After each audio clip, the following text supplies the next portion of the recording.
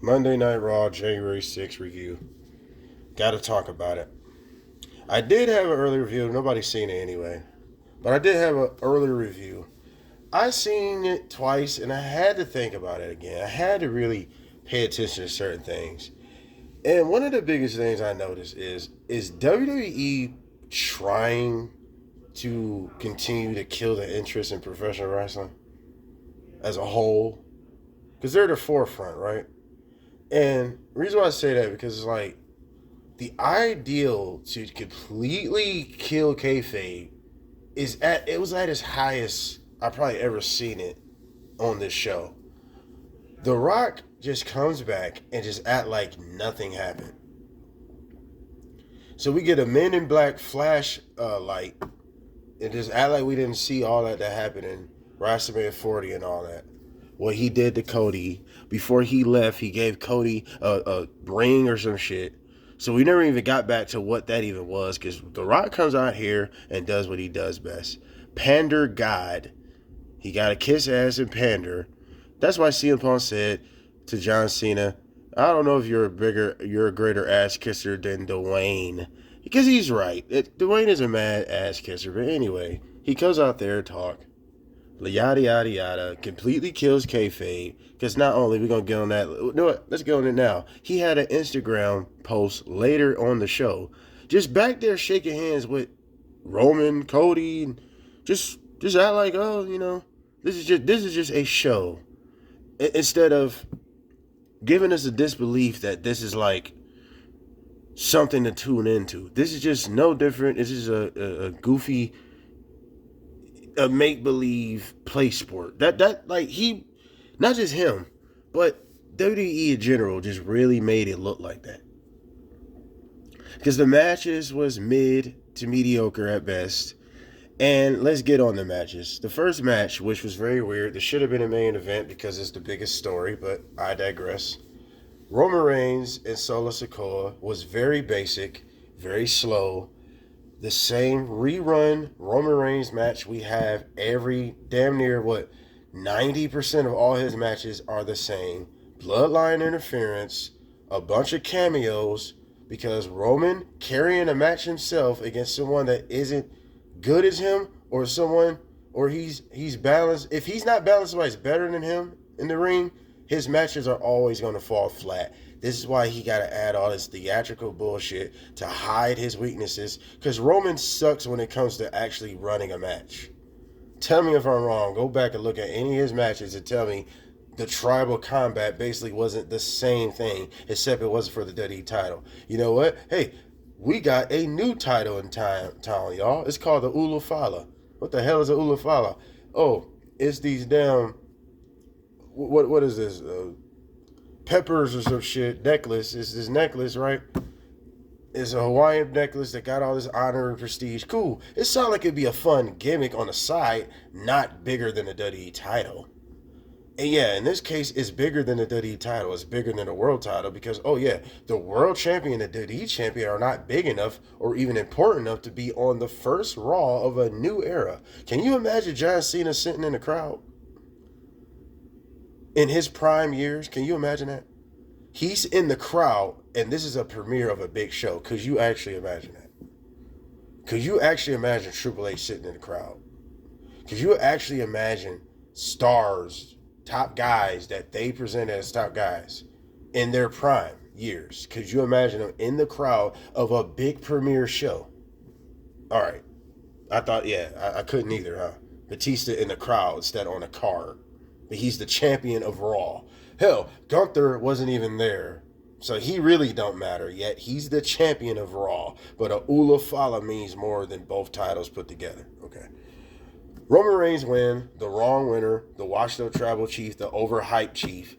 Yeah, that's what the O means, by the way. Overhyped chief.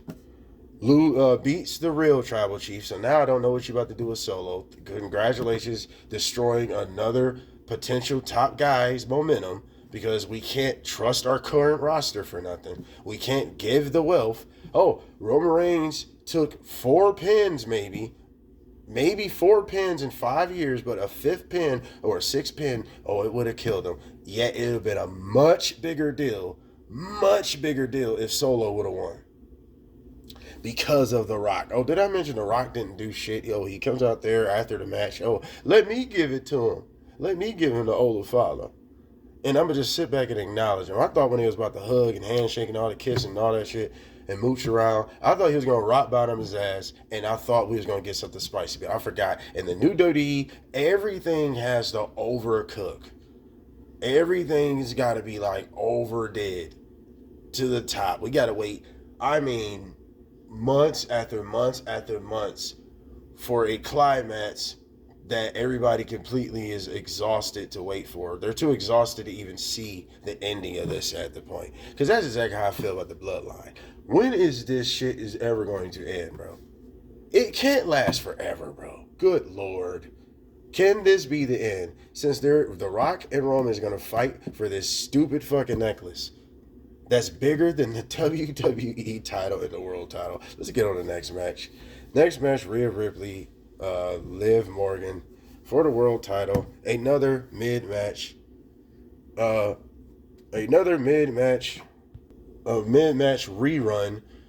We have seen this at SummerSlam. Dominic Mysterio is going to interfere, except they didn't have their chauffeur, Raquel, their chauffeur and chaperone, by the way, and useless bodyguard. She got a lot of titles without any championships, but anywho, the interference from Dom, little interference from Raquel, the same rerun shit we expected, of course, with Rhea Ripley and Liv Morgan.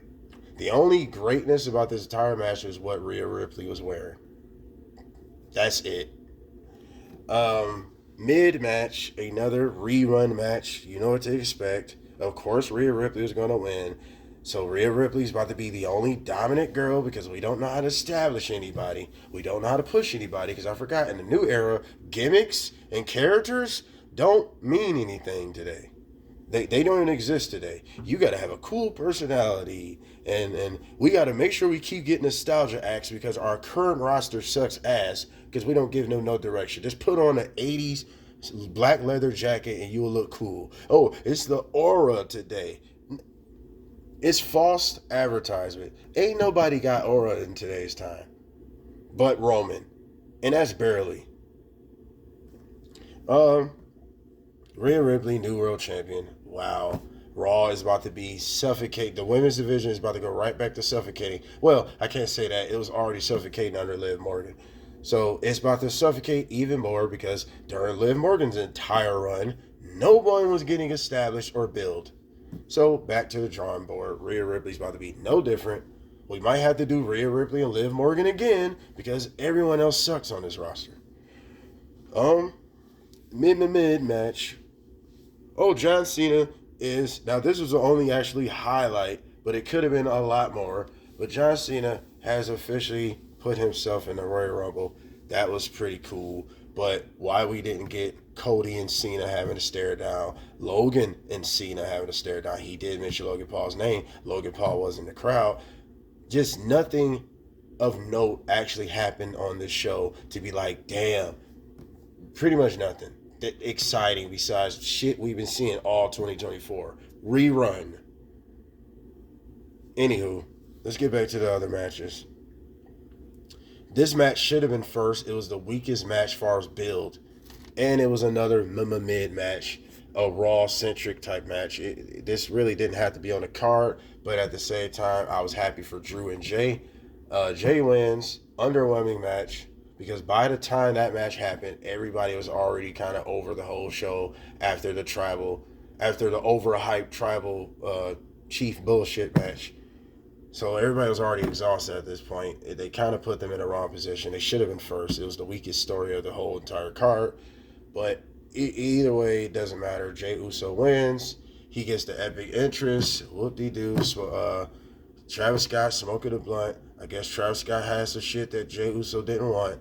So Jey Uso ain't going to hit the blunt. That would have been at least a little bit of news. Since, I don't know, we're on Netflix. I thought we could do a little bit more. I thought we could be a little bit grown up. But nope, this is still kiddie land, Disneyland shit. So I digress. Um, this feels like the cartoon era of WWE. Except better athletes and less and completely no gimmicks today or characters, just personalities and like how far personality can get you. I don't know. But anywho, did I mention that we had everybody in the crowd, a lot of wrestlers in the crowd, just killing kayfabe as we go? Like, why is Nakamura in the crowd? Isn't he dark and evil now? And I think he was sitting next to Bianca Belair. Like, what are we doing? Are we at the VMAs or this is a wrestling show? You know, the VMAs and BT, everybody sitting next to each other like they like each other. There's a bunch of pandering, ass kissing shit. That's why I don't get into celebrities and all that weird shit. You know, that's how this felt. Like, was this wrestling or was this a VMA show? Like, everybody just coming there, looking up the power, blah, blah, blah. And yet Nakamura and LA Knight is in the crowd somewhere. No brawl to build up their match for SmackDown next week. Oh, I forgot, they don't beef tonight. Because, you know, we're basically off duty, so there's no character work. And you wonder why the interest of wrestling is down. Because nobody has to be in kayfabe anymore at all. That's corny now to be in kayfabe. Okay. Anyway, but our Undertaker's iconic, and I can keep on naming him. Mick Foley's iconic. Okay. Anyway, then we get on the main event. Seth Rollins and CM Punk. This was easily the best match. It was the most competitive match. It was still kind of underwhelming not much. I ain't gonna say, actually it wasn't underwhelming. No, I'll take that back. This was actually the best match, bell for bell, spot for spot. It was way more competitive than the other matches. All three of the matches before after the Tribal Chief match was a little bit competitive, even though Rhea Ripley and Liv Morgan was a rerun. So was Jay and Drew was a rerun. It felt like a rerun, but they were a little bit more competitive compared to Solo and Roman, to me personally. Seth and CM Punk looked good. Be honest, it felt like the classic CM Punk, and that's because he's in there with a master class wrestler, Seth Rollins, that know how to make everybody look great. You know, and I felt like Seth Rollins should have won. By the way, all my predictions was wrong. So that's cool. Go check that out too. But that was the match that actually even saved this entire show as far as a match. Because everything else, like the story, the overall atmosphere of the show, listen, when it comes to production and when it comes to the presentation, when it comes to the lighting, when it comes to all the cyclical shit that everybody's blinded by with WWE, with all the flashy lights and everybody looks like stars when nobody's actually stars today, but everybody look the part. And like I said, it's the solar flare effect where you're just blinded by all the brightness. Because then when it's actually time to deliver, it's half-ass or mid. It's hardly ever really good, where it's like, damn, you can't really deny how good that was. It's hardly ever like that. And I see 2025 is going to be no different. Hardly ever really epic and like really going there. Overall, this show was a 6.5. A big letdown. Very mediocre. The Tribal Chief match was the biggest letdown because that was the first match that they advertised for the show. And this match did not do anything out of the ordinary. It did exactly what every fucking Bloodline match goes by. Interference, cameos, because the match itself is always boring or mid. Slow as fuck, same pacing, same movements. Solo Sikoa moves like he 800 pounds in there. No new moves bust out of there. Nothing different. No fight in the crowd. No barricade break. It wasn't multiple table spots. It wasn't like new weapons, a stop sign, something different, like a damn microwave. This is tribal combat There was nothing wild happening. Jacob Fatu didn't come out there with tables and put Roman through a table, and Jimmy come out there with brass knuckles. Sammy come out there with a barbed wire candlestick. Like, it was nothing exciting going on. It's the same. Run out, have a little brawl. The brawl shifts away. Then back to the match. Roman Reigns win because he needs help all the time. Even as a good guy, he still needs help all the time. But he's so dominant and methodical. Oh, God. He's just, the aura. What are the honorable mentions, even though they actually happened on the show, but did anybody pay attention to care? The Final Testament threatened the Miz that he's going to help them fight the Wyatt Six. Jobber versus Jobber Clan. Nobody really gives a shit. Wasted Chad Gable. Be looking out for that video. Wasted Gable. Oh boy, this guy that should be a mid card guy. No, he's a jobber. He's about to job to Penta. Penta's about to come in. He's going to be cool for maybe a month, and he's going to be with Lucha. He's going to be with the Lucha. He's going to be with LWO or fighting or facing LWO or something. Because you know how Latino wrestlers always got to go. It's a Latino vortex they can't get out of. Everybody could deny it all they want to, but it's a fact. Penta is going to be no different. So is Ray Phoenix when they get there. They're going to feel bland as everybody else because nobody has gimmicks or characters nowadays. Oh, they look cool. They do cool things in the ring, but there's nothing actually cool about any of these people half of the time. Oh, boy. Oh, yeah, The Rock saying he's going to NXT. Yay. Just killing kayfabe. The final boss don't exist anymore. It's just, I don't know. That was great shit, but nope. Let's not bring back stuff that was good. Oh yeah, the best part. One of the best parts is Hulk Hogan getting his bitch ass booed out of the building. That was great shit, and I know a lot of reasons why he got booed because he done ruined his reputation. He done ruined his name for so many years. He's a liar. He's just like, he's a goofy liar. Oh, Elvis used to come to my shows. Just stupid shit. Like, then he's a racist. Then on top of that, he can't separate who he really. I think his real name Terry Belushi or something like that. Excuse me if I'm saying the wrong nigga's name, but he can't separate Hulk Hogan from the real person. Everything's a work to him. So he's going to go in the presidential election ripping his shirt off. Oh, and we're going to run wild. And like, dude, what is wrong with you? You're not in the ring. You are actually trying to convince people to vote or against this person or vote for this person. What are you doing? But of course, Hogan, this is all a work to him. This is all just, whatever the money goes, here go Hogan. That's going to work for, it's going to work for me, brother. No, did I mention he was out there to average his real American beer? Nobody wants your punk-ass beer, cuz. Nobody wants that bullshit. Nobody wants that. Who you, Stone Cold? Give me a broken skull. I don't want no damn real American beer. What type of shit is that? Anyway, thank goodness he got booed out of the building. That's why they cut his segment. Usually Hogan take about 10 minutes to get to the point because he got to put himself over for the first 7 minutes. He got to put himself over the first 7 minutes, usually. So it take him 10 minutes to get his point across. But last night, they cut his mic off. They was like, oh, shit. He's getting booed out the building. They were loud boos. And you can see how salty he was. Jimmy Hart was, oh, shit, they booing him. Yeah, that's what your bitch ass get. What else was another honorable mention on here? They hyped up next week's show that doesn't look promising. It's another rerun for 2024. The only match we're getting is the Women's Intercontinental title that ain't going to mean shit in a couple months.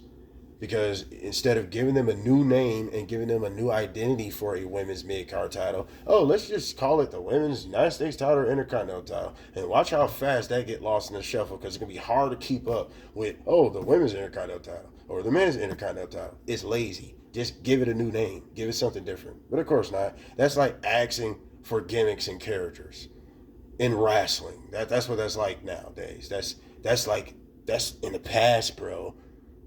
And you wonder why we're doing 1.5s and 9s. And in today's time, 3 million is high. But back then, 3 million was low.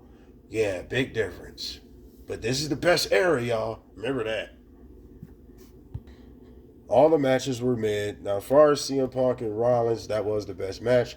I give that a solid 8. It was a good, solid match. I give Jay and Jimmy, it was a 6. It was at the wrong time. It should have been first. I give Liv Morgan and Rhea Ripley a 6.5. At least they was busting out different moves. And I give the Tribal Combat match a 7 due to the fact it was the story in it, I guess. No, I'm tripping. That's not a 7. That's a 6.5 as well. It's a rerun match. The match don't mean shit, so I don't give that.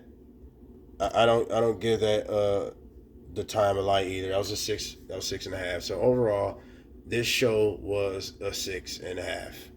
It was a very mediocre show.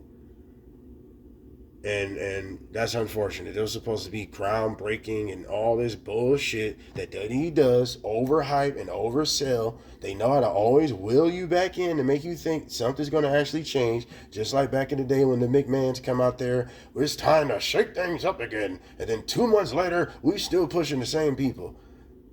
Triple H is no different. No different. This WWE's never going to change their philosophy. They got the money, so why do they give a shit, right? That was my review. What do you guys think of Raw? We are out.